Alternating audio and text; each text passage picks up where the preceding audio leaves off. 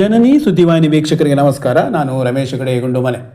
ಆಡಳಿತದಿಂದ ನಿರ್ಲಕ್ಷ್ಯ, ತಮ್ಮೂರ ರಸ್ತೆ ತಾವೇ ದುರಸ್ತಿ ಮಾಡಿಕೊಂಡ ಪಡವಗೋಡು ಜನ, ಸಾಥ್ ನೀಡಿದ ರೈತ ಸಂಘ, ಇದೊಂದು ವಿನೂತನ ಪ್ರತಿಭಟನೆ. ಊರಿಗೆ ಮೂಲಭೂತ ಸೌಲಭ್ಯ ಒದಗಿಸಿಕೊಡುವುದಕ್ಕೆ ಆಳುವ ಸರ್ಕಾರ, ನೋಡುವ ಜನಪ್ರತಿನಿಧಿಗಳು, ಕೇಳುವ ಅಧಿಕಾರಿಗಳು ಮೌನ ವಹಿಸಿದರೆ ಅವರನ್ನು ಎಚ್ಚರಿಸುವ ಉದ್ದೇಶಕ್ಕೆ ಜನ ಸೇರಿ ಧಿಕ್ಕಾರ ಕೂಗಿ ರಸ್ತೆ ತಡೆದು ಕಚೇರಿಗೆ ಮನವಿ ಕೊಟ್ಟು ಹೀಗೆ ಕೈಗೊಳ್ಳುವ ಅನೇಕ ಪ್ರತಿಭಟನೆಯನ್ನು ನಾವು ನೋಡಿದ್ದೇವೆ. ಆದರೆ ಇಲ್ಲಿಯ ಊರಿನ ಜನ ಈ ರೀತಿ ಮಾಡಿಲ್ಲ. ಬದಲಾಗಿ ರೈತ ಸಂಘಕ್ಕೆ ಮಾಹಿತಿ ನೀಡಿ ಅವರ ಸಹಕಾರದೊಂದಿಗೆ ಸ್ವತಃ ತಾವೇ ತಮ್ಮೂರ ರಸ್ತೆಯನ್ನು ಸುಮಾರು 2 ಲಕ್ಷ ವೆಚ್ಚದಲ್ಲಿ ದುರಸ್ತಿ ಮಾಡಿಕೊಂಡಿದ್ದಾರೆ. ಆ ಮೂಲಕ ಮೌನವಾದ ಮತ್ತು ವಿನೂತನ ಪ್ರತಿಭಟನೆಯೊಂದನ್ನು ದಾಖಲಿಸಿರುವ ಘಟನೆ ಪಡವಗೋಡು ಗ್ರಾಮದಲ್ಲಿ ನಡೆದಿದೆ. ಹೌದು, 2 ವರ್ಷಗಳಿಂದ ಪಡವಗೋಡು ಗ್ರಾಮದ ರಸ್ತೆ ಸಂಪೂರ್ಣ ಹಾಳಾಗಿತ್ತು.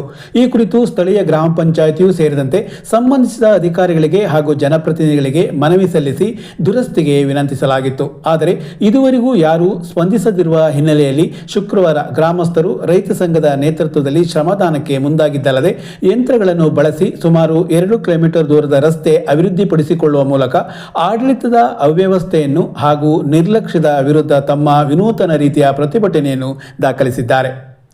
ನಿತ್ಯದ ಸಾರ್ವಜನಿಕ ಓಡಾಟ ಹಾಗೂ ಶಾಲಾ ಕಾಲೇಜು ಮಕ್ಕಳ ಸಂಚಾರಕ್ಕೆ ಅಡಚಣೆಯಾಗುತ್ತಿದ್ದ ರಸ್ತೆಯ ದೊಡ್ಡ ದೊಡ್ಡ ಗುಂಡಿಗಳನ್ನು ಮುಚ್ಚುವ ಜೊತೆಗೆ ಗ್ರಾವೆಲ್ ಹಾಕಿ ವ್ಯವಸ್ಥಿತವಾಗಿ ರಸ್ತೆ ರೂಪಿಸಿರುವುದರಿಂದ ಶಾಲಾ ಮಕ್ಕಳು ಸೇರಿದಂತೆ ಸ್ಥಳೀಯರು ಹರ್ಷ ವ್ಯಕ್ತಪಡಿಸಿದ್ದಾರೆ. ರೈತ ಸಂಘದ ಜಿಲ್ಲಾಧ್ಯಕ್ಷ ದಿನೇಶ್ ಶಿರ್ವಾಳ, ರಮೇಶ್ ಕೆಳದಿ, ಅಜ್ಜಪ್ಪ ಪಡವಗೋಡು, ಮಂಜುನಾಥ್ ಗೌಡ, ಮೇಘರಾಜ್ ಪಡವಗೋಡು, ಸಂತೋಷ್ ಚಿಕ್ಕನಲ್ಲೂರು, ಲಿಂಗರಾಜ್ ಬೆಳ್ಳಿಕೊಪ್ಪ, ಮಹೇಶ್, ಉಮೇಶ್, ನವೀನ್, ರಾಮಚಂದ್ರ, ಶಶಿಕಲಾ, ಸುಜಾತ, ರಮೇಶ್, ದೀಪಿಕಾ ಈ ಕಾರ್ಯದಲ್ಲಿ ಕೈಜೋಡಿಸಿದರು. ಈ ಸಂದರ್ಭದಲ್ಲಿ ಜಿಲ್ಲಾ ರೈತ ಸಂಘದ ಅಧ್ಯಕ್ಷ ದಿನೇಶ್ ಶಿರ್ವಾಳ್ ಅವರು ಮಾತನಾಡಿ, ಆಡಳಿತ ವ್ಯವಸ್ಥೆಯಿಂದ ರಸ್ತೆ, ಚರಂಡಿ, ಬೆಳಕು ಮತ್ತು ನೀರು ಇಂತಹ ಮೂಲಭೂತ ಅವಶ್ಯಕತೆಗಳನ್ನು ಮಾತ್ರ ನಿರೀಕ್ಷಿಸಿ ಹಳ್ಳಿಯ ಜನ ಬದುಕು ನಡೆಸುತ್ತಾರೆ. ಆದರೆ ಅದನ್ನು ಒದಗಿಸಿಕೊಡುವುದಕ್ಕೆ ಸಾಧ್ಯವಾಗದೆ ಸೊಬಗು ಹೇಳುತ್ತಾ ಕಾಲ ಕಳೆಯುವುದು ಹಳ್ಳಿಗಳನ್ನು ನಿರ್ಲಕ್ಷ್ಯ ಮಾಡಿದಂತೆ. ಹಳ್ಳಿಗಳು ಅಭಿವೃದ್ಧಿಯಾದರೆ ಮಾತ್ರ ದೇಶದ ಪ್ರಗತಿ ಸಾಧ್ಯ ಎನ್ನುವ ಸತ್ಯ ಅರಿಯಬೇಕು ಮತ್ತು ಹಳ್ಳಿಗಳ ಕಡೆ ಹೆಚ್ಚು ಗಮನ ಹರಿಸಬೇಕು. ಗ್ರಾಮಸ್ಥರೇ ಸ್ವತಃ ಹಣ ಹಾಕಿ ರಸ್ತೆ, ಚರಂಡಿ ಮಾಡಿಕೊಳ್ಳುವ ಸ್ಥಿತಿ ಬಂದರೆ ಇನ್ನು ಆಡಳಿತ ಏಕೆ ಬೇಕು? ನಮ್ಮ ರೈತ ಸಂಘ ಕೇವಲ ಕಚೇರಿ ಎದುರು ಪ್ರತಿಭಟನೆ ಮಾತ್ರ ಮಾಡುವುದಿಲ್ಲ, ಬದಲಾಗಿ ಸಾಮಾಜಿಕವಾದ ಕಾರ್ಯಕ್ಕೆ ಸಾಥ್ ನೀಡುವ ಮೂಲಕ ವ್ಯವಸ್ಥೆಯನ್ನು ಎಚ್ಚರಿಸುವ ಕೆಲಸವನ್ನೂ ಮಾಡುತ್ತೇವೆ. ಸ್ಥಳೀಯ ಗ್ರಾಮ ಪಂಚಾಯಿತಿ ಜನರಿಗೆ ಇಂತಹ ಸೌಲಭ್ಯ ಕಲ್ಪಿಸದ ಮೇಲೆ ಕಂದಾಯ ಕೇಳುವ ಹಕ್ಕನ್ನು ಕಳೆದುಕೊಳ್ಳಲಿದೆ. ಜನ ಮುಂದೆ ಇದಕ್ಕೂ ಪ್ರತಿರೋಧ ವ್ಯಕ್ತಪಡಿಸುವ ದಿನ ದೂರವಿಲ್ಲ ಎಂದು ಹೇಳಿದರು. ಜಿಲ್ಲಾ ರೈತ ಸಂಘದ ಕಾರ್ಯಾಧ್ಯಕ್ಷ ರಮೇಶ್ ಕೆಳದಿ ಅವರು ಮಾತನಾಡಿ, ಪ್ರಸ್ತುತ ಗ್ರಾಮ ಪಂಚಾಯಿತಿ ಸೇರಿದಂತೆ ಯಾವ ಸ್ಥಳೀಯ ಆಡಳಿತಕ್ಕೆ ಚುನಾವಣೆ ನಡೆಯದೆ ಜನಪ್ರತಿನಿಧಿಗಳ ಆಡಳಿತ ಇಲ್ಲ. ಜೊತೆಗೆ ಅನುದಾನ ಬರುವುದೋ ಇಲ್ಲವೋ ತಿಳಿಯುವುದೂ ಇಲ್ಲ ಮತ್ತು ಎಲ್ಲಿಯೂ ಯಾವುದೇ ರೀತಿಯ ಅಭಿವೃದ್ಧಿ ಕಾರ್ಯ ನಡೆಯುತ್ತಿಲ್ಲ. ತುರ್ತು ವೇಳೆ ರೋಗಿಗಳು ಆಸ್ಪತ್ರೆಗಳಿಗೆ ಹೋಗುವುದಕ್ಕೂ ರಸ್ತೆ ಇಲ್ಲದ ಪರಿಸ್ಥಿತಿ ಇದೆ. ಅಷ್ಟೇಕೆ ಶವ ಸಾಗಿಸುವುದಕ್ಕೂ ಸಾಧ್ಯವಾಗುತ್ತಿಲ್ಲ. ಹೀಗಿರುವಾಗ ಜನ ಅನಿವಾರ್ಯವಾಗಿ ತಮ್ಮೂರ ಕೆಲಸಗಳನ್ನು ಮಾಡಿಕೊಳ್ಳುವ ಸ್ಥಿತಿ ಬಂದಿದೆ. ನಮ್ಮ ರೈತ ಸಂಘ ಇಲ್ಲಿ ಸಹಕರಿಸಿದ ರೀತಿಯಲ್ಲಿಯೇ ಮುಂದೆ ಬೇರೆ ಕಡೆಯೂ ಮೂಲಭೂತ ಸೌಲಭ್ಯದ ಕೊರತೆ ಇರುವಲ್ಲಿ ಕೈ ಜೋಡಿಸಿ ಆಡಳಿತವನ್ನು ಎಚ್ಚರಿಸುವ ಕೆಲಸ ಮಾಡಲಿದೆ ಎಂದು ಹೇಳಿದರು.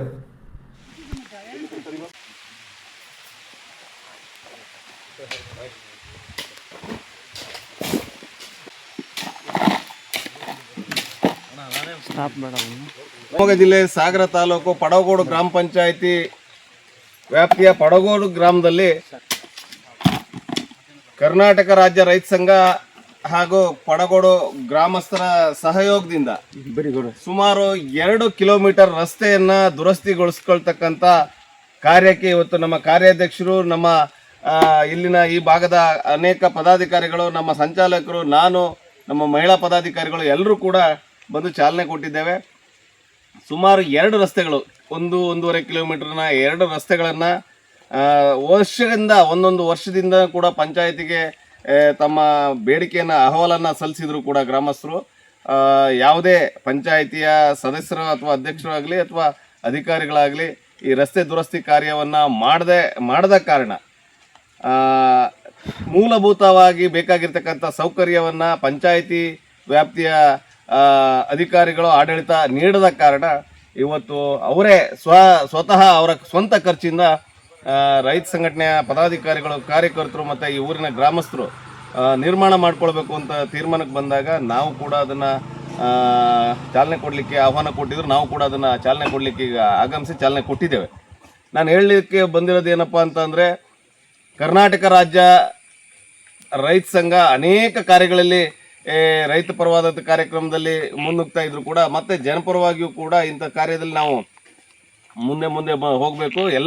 ಎಲ್ಲ ಭಾಗದಲ್ಲೂ ಅಷ್ಟೇ ರೈತ ಸಂಘಟನೆಯ ಕರ್ತವ್ಯ ಇದು. ಯಾಕೆಂತಂದ್ರೆ ನಾವು ರಸ್ತೆ ಮಾಡ್ಕೊಳ್ಳೋದು ಒಂದು ಭಾಗ ಅಂತ ಅಂದರೆ ಸರ್ಕಾರದ ವಿರುದ್ಧ ಇದು ಪ್ರತಿಭಟನೆಯ ದಾಖಲು ಮಾಡ್ತಕ್ಕಂಥದ್ದು ಕೂಡ ಒಂದು ಭಾಗ ಆಗಿದೆ.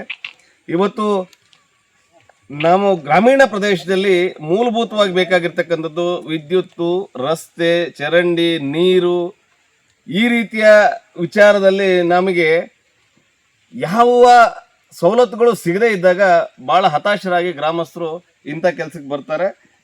ಇವತ್ತಿನ ನಿರ್ಧಾರ ಶ್ಲಾಘನೀಯ ಒಂದು ಕಡೆ, ಆದರೆ ಬೇಸರದ ಸಂಗತಿ. ಯಾಕಂತಂದರೆ ನಮ್ಮನ್ನು ಆಳ್ತಕ್ಕಂಥ ಸರ್ಕಾರಗಳು ಗ್ರಾಮೀಣ ಭಾಗದ ಇಂಥ ಸಣ್ಣ ಪುಟ್ಟ ಸಮಸ್ಯೆಗಳನ್ನು ಕೂಡ ಬಗೆಹರಿಸಲಿಕ್ಕೆ ಶಕ್ತವಾಗಿಲ್ಲ, ಸಮರ್ಥವಾಗಿಲ್ಲ ಅಂತಕ್ಕಂಥದ್ದು ಬೇಸರವಾದ ಸಂಗತಿ. ನಮ್ಮ ಮಾನ್ಯ ಮುಖ್ಯಮಂತ್ರಿಗಳಿಗೆ ಮನವಿ ಮಾಡ್ಕೊಳ್ತೇನೆ, ನಿಮ್ಮ ಮೊನ್ನೆಯ ಹೇಳಿಕೆ ಮುಖ್ಯಮಂತ್ರಿ ಆದ ನಂತರ ತಾವು ಏನು ಹೇಳಿದಿರಿ, ಪ್ರತಿ ಗ್ರಾಮ ಪಂಚಾಯತಿ ಮಟ್ಟದಲ್ಲಿ ಒಂದು ಭಾರತ್ ಜೋಡೋ ಸಂಘ ಮಾಡಿ, ಯುವಕರದ್ದು ಒಂದು 200-250 ಜನ ಸಂಘ ಮಾಡಿ 10 ಲಕ್ಷ ಅವ್ರಿಗೆ ಪ್ರತಿ ವರ್ಷ ಕೊಡ್ತೇನೆ, ಅವರು ನಾಟಕಗಳನ್ನ ಮಾಡಲಿ, ಕ್ರೀಡೆಗಳನ್ನ ಆಡಲಿ ಅಂಥೇಳಿ ಮೊದಲು ಪ್ರತಿ ಗ್ರಾಮ ಪಂಚಾಯತಿ ಸರಿಯಾಗಿ ಅನುದಾನವನ್ನು ಕೊಟ್ಟು ಗ್ರಾಮೀಣ ಭಾಗದ ರಸ್ತೆ ಮತ್ತು ಚರಂಡಿ, ವಿದ್ಯುತ್, ಈ ರೀತಿಯ ಗ್ರಾಮೀಣ ಭಾಗದ ಜನರ ಸಮಸ್ಯೆಯನ್ನು ಬಗೆಹರಿಸಿ, ಹಾಗೆ ಗ್ರಾಮೀಣ ಭಾಗದ ಜನರ ಸಮಸ್ಯೆಗೆ ನೀವು ಕಿವಿಗೊಡಬೇಕು ಅಂತೇಳಿ ಮನವಿ ಮಾಡ್ಕೊಳ್ತೀನಿ. ಹಾಗೆ ಅಡಿಪ್ಯಾರ್ ಇಲಾಖೆಯ ಮಂತ್ರಿ ಈಶ್ವರ್ ಖಂಡ್ರೆ ಅವರು ಈ ಕೂಡಲೇ ಗಮನ ಹರಿಸಿ ಪಡಗೋಡು ಗ್ರಾಮ ಪಂಚಾಯತಿಯಲ್ಲಿ ಏನು ಇವತ್ತು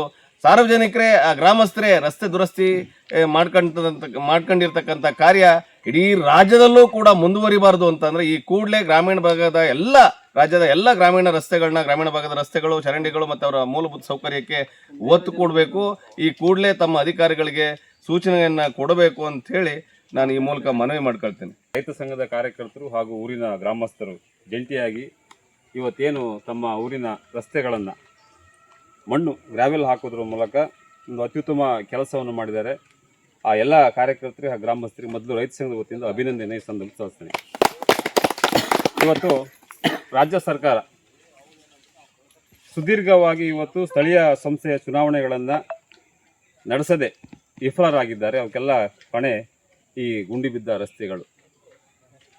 ಸಿದ್ದರಾಮಯ್ಯನವರು ಮೊದಲ ಬಾರಿ ಮುಖ್ಯಮಂತ್ರಿ ಆಗಿದ್ದಾಗ 2015ರಲ್ಲಿ ತಾಲೂಕ್ ಪಂಚಾಯತ್, ಜಿಲ್ಲಾ ಪಂಚಾಯತ್ ಮತ್ತು ಕೃಷಿ ಉತ್ಪನ್ನ ಮಾರುಕಟ್ಟೆ ಸ್ಥಳೀಯ ಸಂಸ್ಥೆಗಳ ಚುನಾವಣೆಯನ್ನು ನಡೆಸಿದ ನಂತರದಲ್ಲಿ ಸುದೀರ್ಘ 10 ವರ್ಷದ ನಂತರ ಯಾವುದೇ ಚುನಾವಣೆಗಳು ನಡೆದಿಲ್ಲ. ಯಾವುದೇ ನಮ್ಮ ಸ್ಥಳೀಯ ಜನಪ್ರತಿನಿಧಿಗಳು ಇಲ್ಲದೇ ಇರುವ ಪರಿಣಾಮವಾಗಿ ಇವತ್ತು ಗ್ರಾಮೀಣ ಭಾಗದ ರಸ್ತೆಗಳು ಈ ರೀತಿ ಕುಂಠಿತವಾಗಿದ್ದಾವೆ. ಒಂದು ಉದಾಹರಣೆ. ಮತ್ತೊಂದು, ಏನು ಗ್ರಾಮ ಪಂಚಾಯತಿಗೆ ಸರ್ಕಾರ ಕೊಡುವಂಥ 15ನೇ ಹಣಕಾಸು ಕಳೆದ ಡಿಸೆಂಬರ್ನಲ್ಲಿ ಕೊಡಬೇಕಿತ್ತು, ಸರ್ಕಾರ 1 ರೂಪಾಯಿನೂ ಕೊಟ್ಟಿಲ್ಲ. ಹಾಗೂ ವರ್ಗ 1ರಲ್ಲಿ ಸಹ ಇಂಥ ಗ್ರಾಮ ಪಂಚಾಯತಿಗೆ ಸಂಪನ್ಮೂಲಗಳ ಕೊರತೆ ಇರುತ್ತದೆ. ಹಾಗಾಗಿ ಗ್ರಾಮೀಣ ಭಾಗದ ರಸ್ತೆಗಳನ್ನು ಅಧಿಕಾರಿಗಳ ಮಟ್ಟದಲ್ಲಿ ಇವತ್ತು ಕಾಮಗಾರಿ ಕೈಗೆತ್ತಿಕೊಳ್ಳಲು ವಿಫಲರಾಗ್ತಿದ್ದಾರೆ. ಇದೆಲ್ಲ ಹೊಣೆ ರಾಜ್ಯ ಸರ್ಕಾರದ್ದು. ಇವತ್ತು ಸುದೀರ್ಘ 10 ವರ್ಷ ಯಾಕೆ ಚುನಾವಣೆ ಆಗಿಲ್ಲ ಅಂತ ಕೇಳುವಂಥ ಪಕ್ಷಗಳು ಇಲ್ಲ. ಯಾಕಂದರೆ ಕಾಂಗ್ರೆಸ್ ಅವಧಿಯಲ್ಲಿ ಆಗಿಲ್ಲ, BJP ಅವಧಿಯಲ್ಲಿ ಆಗಿಲ್ಲ. ಈ 3ನೇ ಪಕ್ಷ JDS ಕೇಳಬೇಕಾದ್ರೆ ಅದು BJP ಜೊತೆ ಹೊಂದಾಣಿಕೆ ಮಾಡಿಕೊಂಡಿದೆ. ಹಾಗಾಗಿ ಯಾಕೆ ನಡೆಸಿಲ್ಲ ಅಂತ ನೈತಿಕತೆ ಇಲ್ಲುವಂಥ ಪಕ್ಷಗಳು ಇವತ್ತು ಇದ್ದಾವೆ.